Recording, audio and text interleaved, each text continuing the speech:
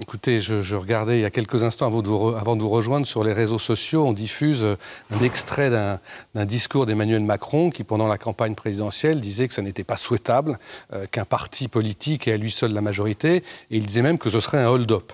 Et c'est vrai que là, on est dans une situation qui est assez forte, c'est une vague sans doute sans précédent sous la Ve République. Et ce qui est fascinant pour avoir été beaucoup sur le terrain dans cette période, c'est de voir que les gens votent pour Emmanuel Macron sans savoir qui est le candidat, sans même parfois savoir son nom, sans s'intéresser à la qualité du candidat et sans s'intéresser non plus à la qualité des candidats opposés au candidat qu'il soutient. Donc on a vraiment un phénomène de raz-de-marée uniquement sur le nom d'Emmanuel Macron qui est très très stupéfiant et qui est même assez inquiétant parce qu'on sait très bien qu'on aura une assemblée très inexpérimentée.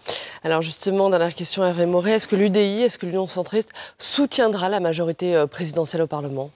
Écoutez, je ne suis pas habilité à parler au nom de mon groupe dans sa totalité. Ce qui est vrai en ce qui me concerne, c'est que je suis dans une approche constructive, mais que j'attends de voir. Je ne suis ni à me positionner de manière systématiquement dans l'opposition, ce n'est pas dans mon état d'esprit, ce n'est pas dans l'état d'esprit d'une manière générale des centristes, ni dans une position où, par principe, je pense que tout ce qui va nous être proposé est bien. Donc on va voir texte par texte, avec en premier lieu le texte sur la moralisation de la vie politique, que l'on sera certainement amené à modifier, à améliorer, bien sûr.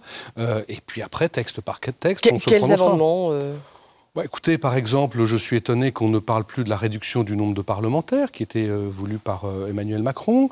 Je suis étonné qu'on ne propose pas, par exemple, comme j'ai pu le faire par le passé, que l'on démissionne de la fonction publique quand on est parlementaire. Il y a comme ça un certain nombre de dispositions sur lesquelles on peut aller plus loin.